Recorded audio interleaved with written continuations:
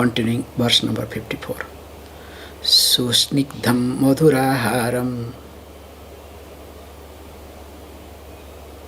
chaturtham savivarjitam pujyate swarasam prityai mitāhārī sauchyate.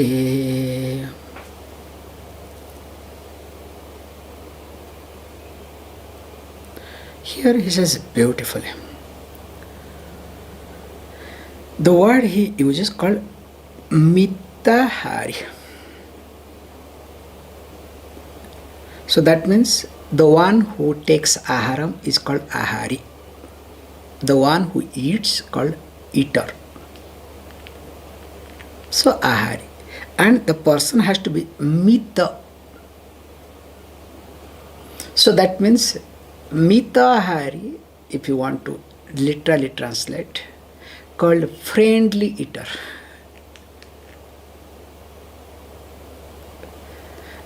And here he says as that a moderate eater, or actually this is how supposed to be. So he gives a definition. Who is called a mitāhārī? So that means first thing he says, the person bhujyate. So you need to look for verb. Okay, where is the verb? So uchyate is called, that's also another passive. Now here also bhujyate, one who eats. So now what does the person eat? So who is that person? That person is called mitāhārī. So what does he or she eat? Madhura aharam. So the aharam, the food, supposed to be madhuram, sweet and pleasant. Not kharam, okay? Not kattu amla, okay?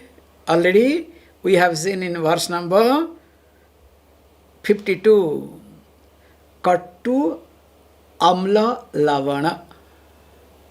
So these three not good at all. So then not only it should be madhuram, the aharam, also susnigdham. So susnigdham means it should not be dry. So there should be, you can add butter, you can add ghee, you can add oil. If not, at least add, something, lentil. So some juice should be there inside, okay? That's why milk is one of the best. Warm milk. So it should be susnigdham, well greased. So greasing has to be done, okay? Well decorated. So unctuous. Okay, fine. So that means very nice. He says, no, not only that. Before that, one is supposed to, what should do? Swarasam prityai. So swarasam prityai is a very technical word we use. In order to have the essence of the food,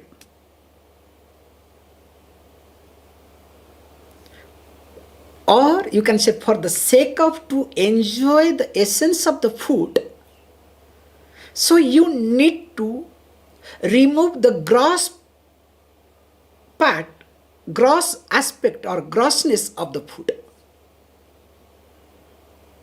So how to remove the grossness of the food?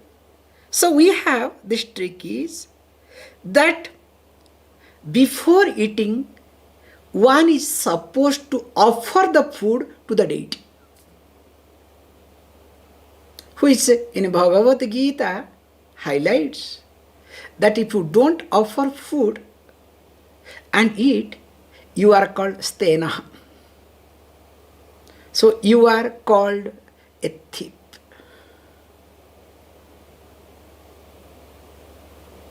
You understand the concept? That's why the basic thing we follow with reference to food, I would little bit bring it carefully for some of you. The difference between this Indian cooking and cooking. Other people, when they cook for gross body.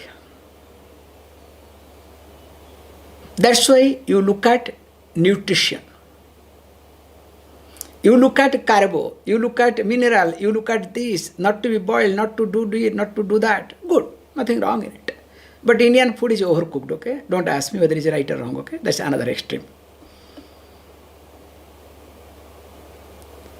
Here we say this is the difference between Indian cooking and general cooking. Indian cooking is done, the food not for the body, for the mind. Mind and body. So we say we take care of Sukshma Sharira and Stula Sharira. The approach is entirely different. Whereas common cooking is meant for Stula Sharira, gross body. And because the approach is different, now the process of cooking and everything becomes different. To start with, like, one is not supposed to cook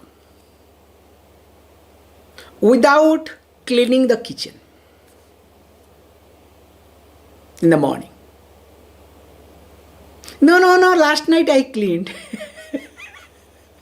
You understand? Early morning or without cleaning the kitchen, one is not supposed to cook. Because if you cook, what happens? Automatically, the food that you cook will be meant for gross body. The effect will go more towards gross body than the subtle body. Because the heaviness, the grossness that night was or is prevalent in that kitchen. Number one. Number two, without taking shower, one is not supposed to cook. Some exceptions are there. If you want to have some hot water, coffee, that can be exception, but very clear exception to be made.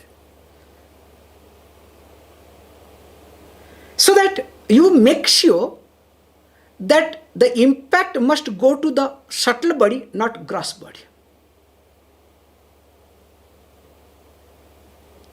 And also we make sure before cooking we light a lamp to make sure, even if without my knowledge whatever grossness is there, let that grossness be taken care of by the lamp. And of course, religiously, people keep different photos, different deities. Commonly, they keep Annapurna or Lakshmi. Actually, supposed to be, because those who are scared of money, they put Lakshmi and they are more poor, like Odisha, for example. Odisha, every kitchen you will find Lakshmi. That's why Odisha fellows are poor. See, more you run behind Lakshmi, Lakshmi will run away from you. So it should be technically Annapurna. But however, one other aspect, let us say. These are the basic things. And of course, while cooking, as all of you know, today I went to the cooking class. One is not supposed to smell. Not allowed. inevitably, whatever smell comes, that is different. But you understand? Not allowed. In fact, you are not supposed to see the food. Keeping both the eyes open, okay? You understand? That's why people are not allowed to enter into the kitchen. We don't allow people to enter into the kitchen. Strictly, people are not allowed to the kitchen at all. Kitchen should be that much restricted as you restrict your bedroom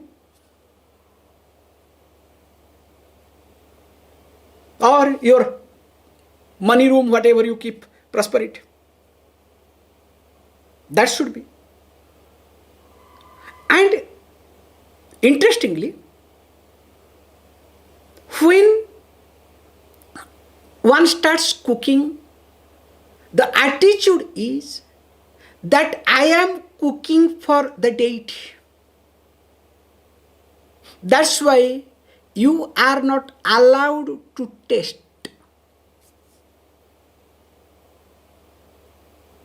Food cannot be tasted.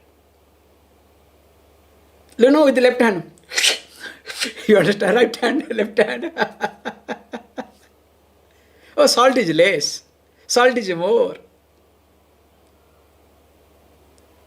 So that means neither you can see, nor you can smell, nor you can taste.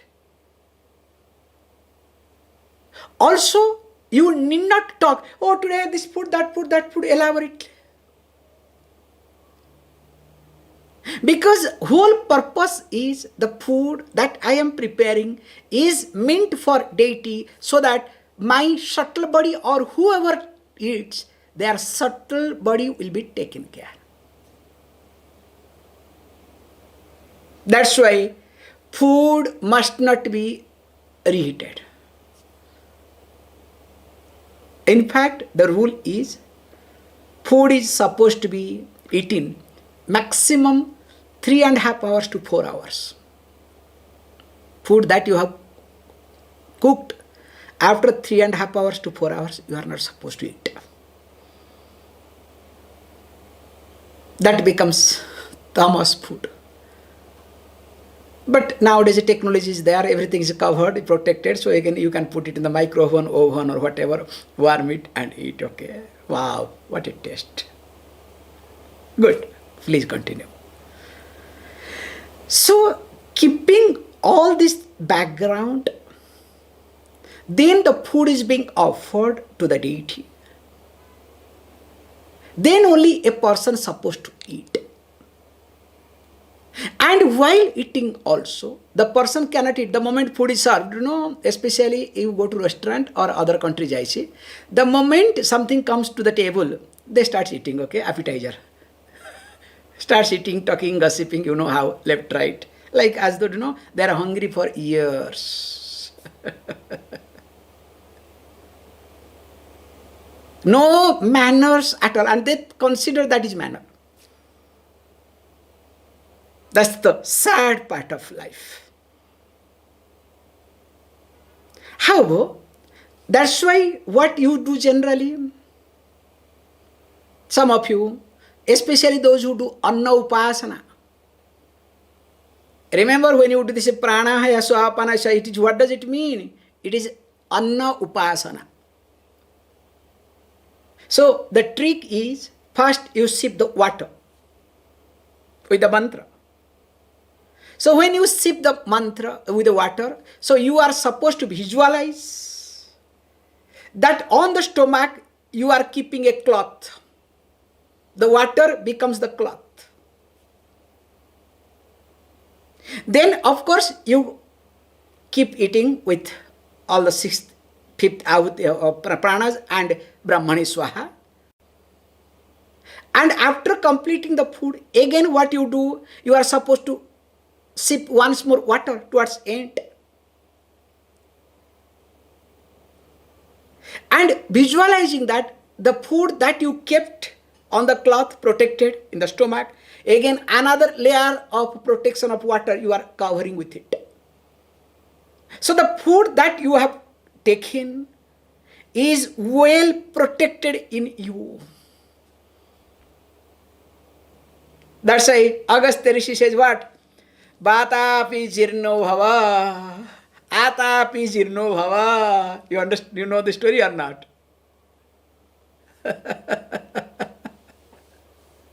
Some people have habit. Do you know what they do? They put little bit water on their stomach, okay? After food, okay? Let everything get digested. All the elderly people you should watch. They don't care. In fact, do you know where they put the water? Where is Kundalinī Shakti? Today the horse. However, without going in details, he says, Bhujyate surasam prityai. He uses this one word with all the background, okay? So one need to offer the food to the deity. At least thinking that if you are technically very good, that with anna upasanam, one is supposed to have food. If not, at least offer to the deity. In this regard, to be very honest, in present day, I respect this Hare Krishna movement. I may have my own conclusion, own remarks about them, but with reference to food, I really respect them. They follow really very well strictly.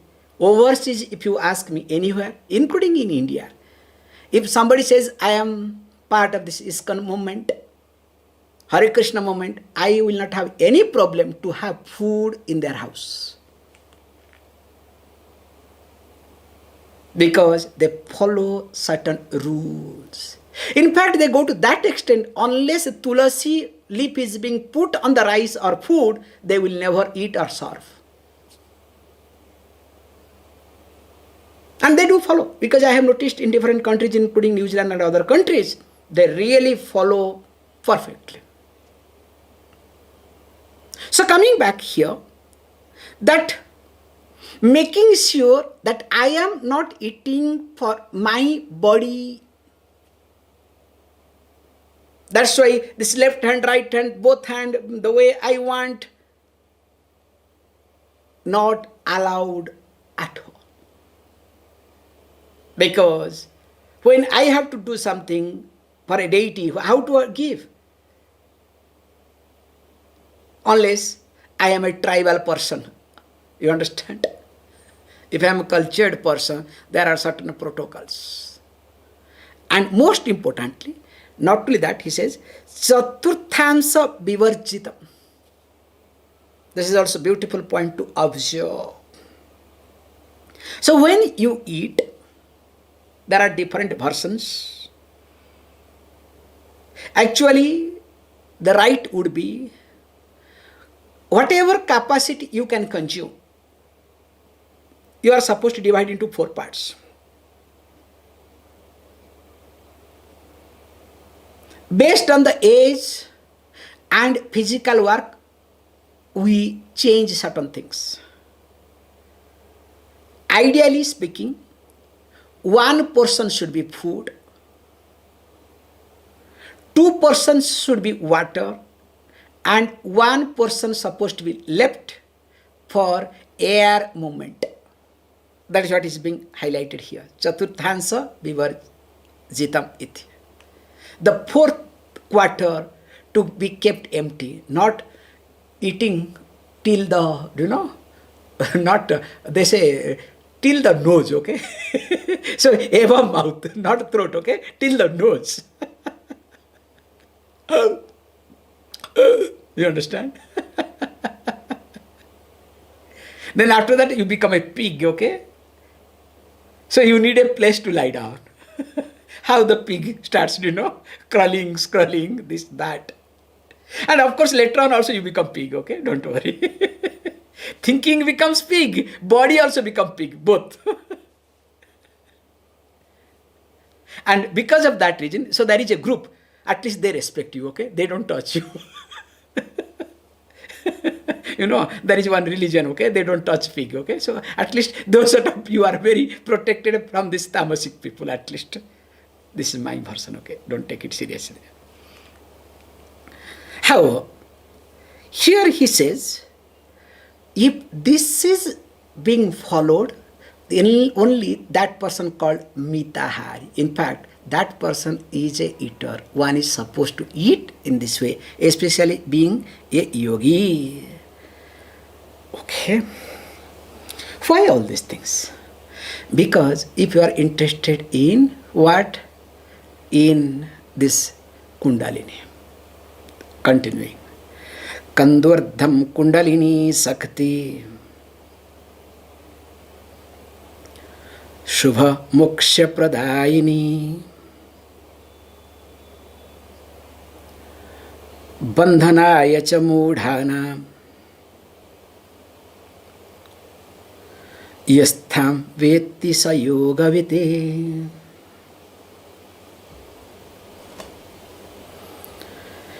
So this is the technically 2 points to be highlighted. We need to look at. The first point is that as Vedantin highlights, mind is the cause of bondage and liberation. Mana eva manushyanam karanam bandha mokshayoh. So mind indeed, mind alone is the cause of both bondage and freedom. It depends upon a person how one uses mind. So here that is being very carefully presented, that the Kundalini also is the cause of both bondage and freedom. Mudhanam bandhanaya, for an ignorant person, deluded person, confused person, the Kundalini is the cause of bandhanam, bondage. Whereas the one who is the knower of yoga, for yogavit, in fact he says, yastam veti sa yogavit, the one who knows this, that person is a yogavit. For a yogavit, for a knower of yoga, same Kundalini Shakti is Shubha Moksha Pradayini. It is auspicious, also giver of moksha, liberation. Now, while discussing, this is what wants to highlight. So, where is that Kundalini? We have discussed, it is Kanda, it looks like egg. So, then my question may arise, is it the egg of bird or egg of,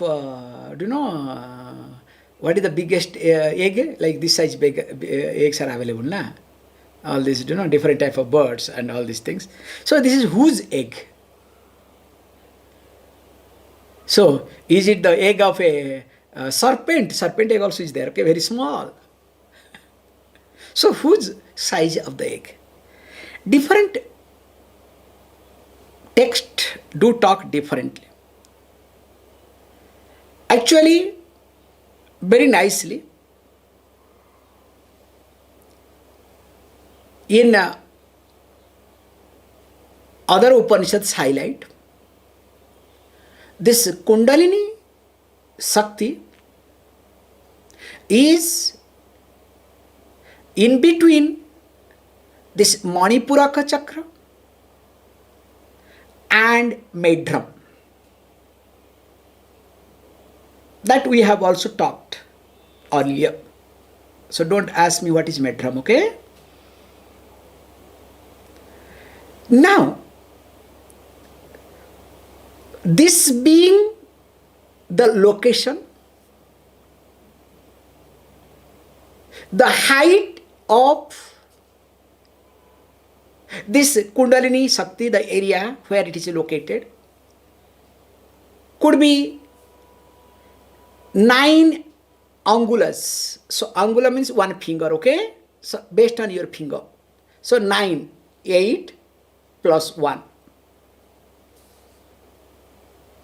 The height, or you can say length, of Kundalini location, where all the nadis are formed as Padmatantu, like also Mani, we have discussed in details.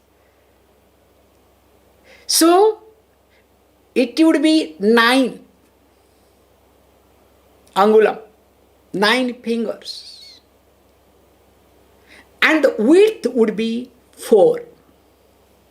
It's a very nice point to observe. 9 by 4. So that means what?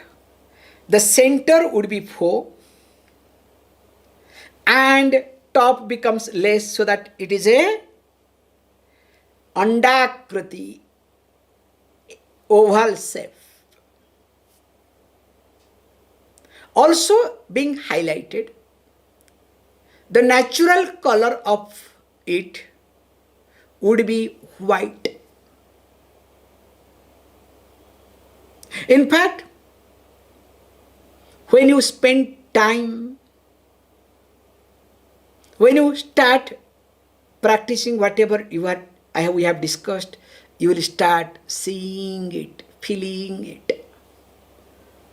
So that's why all these elderly people, after food, so they put some water in that area, you understand? Take care of that area. In fact, we say, take care of your Jataragni. If you don't have Brahmagni, you understand, the fire of knowledge, at least have the fire of digestion, digestive fire.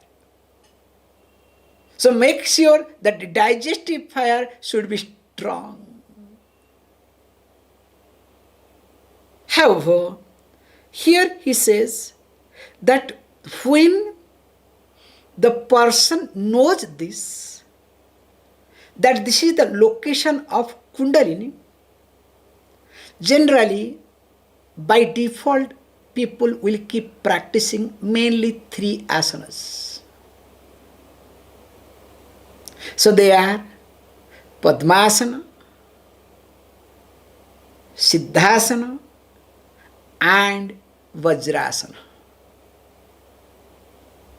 So these 3 asanas become tool to stabilize, to penetrate, to take care of Kundalini Shakti. That's why there are different methods of practicing. I have noticed one group, and also I saw in one text also contextually, when they practice, they will tie down a small white cloth in that area to cover, to protect. In fact, I also notice very well, especially in Himalayas here, elderly people, especially ladies, because they work a lot than men. Do you know what they do? They make sure their waist, and of course with that down below, tied down with cloth properly. And they make sure, that is what they say, that if you take care of that, neither you will have back pain, nor you will feel cold. There will be few layers, and they tied it so nicely, so well, and they could manage. Whereas in present fashion world, that place should be as open as possible. It's completely opposite way. So here he says, look, one is supposed to take care of that place, and that too doing these 3 asanas. So through these 3 asanas, you stabilize yourself. That's why if you observe yourself, when your digestion is not okay, or you have some complications with reference to your kidney, digestive tract, you will not be able to be on Vajrasana for a long time. Try. It will be very difficult. Because each posture is being designed. In fact, we had a plan, we started in Italy, but finally we could not do it because of many other things. By God's grace, if things moves, we need to, the scientifically prove the effect of all the posture. Only paperwork, don't worry. Data is there. Conclusion also we have. But to the so-called thinking people, we have to prove. So there is a process. Follow the process, you arrive at the place. However, along with that, he says, do pancha mudra. So verse number 53 onwards, we'll be discussing pancha mudra. That we will see tomorrow.